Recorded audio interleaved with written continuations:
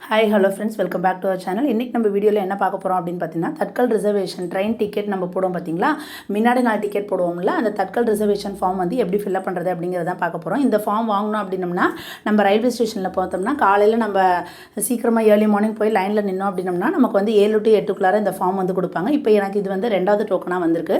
இப்போ இந்த ஃபார்மில் ஃபஸ்ட் எடுத்தோன்னா ட்ரெயின் நம்பர் அண்ட் நேம்னு கொடுத்துருக்காங்க. நீங்கள் எந்த ட்ரெயினில் ட்ராவல் பண்ண போகிறீங்களோ அந்த ட்ரெயினோட நம்பரு, அதுக்கப்புறம் அது வந்து எந்த எக்ஸ்பிரஸாக அந்த நேம் வந்து எழுதிக்கோங்க. டேட் ஆஃப் ஜேர்னி அப்படிங்கிறது வந்து நம்ம என்னைக்கு ட்ராவல் பண்ண போகிறோம் அப்படிங்கிறது. தட்கல் அப்படிங்கிறது இப்போ நான் 23ன்னு போட்டிருக்கேன்னா இந்த ஃபார்ம் நான் வாங்கினது என்னைக்குன்னா 22ஆம் தேதி காலையில் வாங்கினது. அந்த மாதிரி தான் தட்கல் போடுவோம்.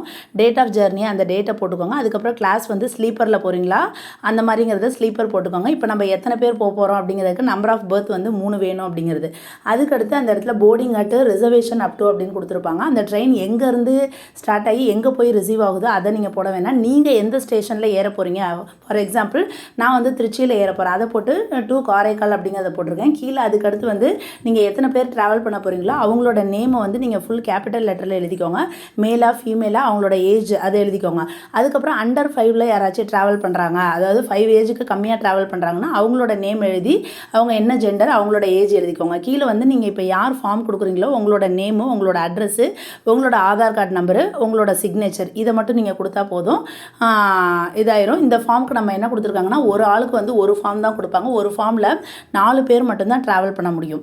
ஓகேங்களா? அதே மாதிரி இப்போ நீங்கள் உங்கள் கூட போகிற பிள்ளைங்களில் வந்து 12 ஏஜுக்கு கம்மியாக இருக்கிறாங்க அப்படின்னம்னா அவங்களுக்கு வந்து நீங்கள் அதாவது தனியாக பர்த் எதுவும் தேவையில்லை அப்படின்னம்னா நீங்கள் வந்து ஆஃப் டிக்கெட் மட்டும் போட்டுக்கலாம். அதை நீங்கள் வந்து அதில் மேலே வந்து மென்ஷன் பண்ணிடணும். மேக்ஸிமம் நீங்கள் இது வந்து ஃபுல் கேப்ஸ் லெட்டரில் வந்து ஃபில் பண்ணுங்கள். ஏன்னா அப்போ தான் அவங்களுக்கு வந்து டைப் பண்ணுறப்ப கிளியராக தெரியும். அதே மாதிரி இதோட பேக் சைடில் வந்து ஃபுல் தமிழில் கொடுத்துருக்குறாங்க. உங்களுக்கு எந்த சைடு கன்வீனியண்ட்டாக இருக்கோ அந்த சைடு நீங்கள் வந்து ஃபில் பண்ணிக்கலாம்.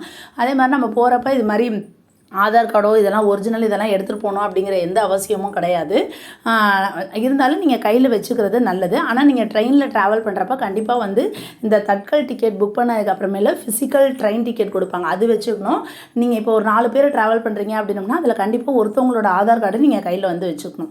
ஓகேங்களா? அவ்வளோதான் இந்த ஃபார்ம் ஃபில்அப் பண்ணுறது ரொம்ப ஈஸியாக. ஆனால் நான் இப்போ வந்து லால்குடியிலேருந்து இங்கெல்லாம் தட்கல் டிக்கெட் எப்படி கொடுக்குறாங்கன்னா காலையில் 4 மணிக்கே போய் லைனில் நிற்போம்.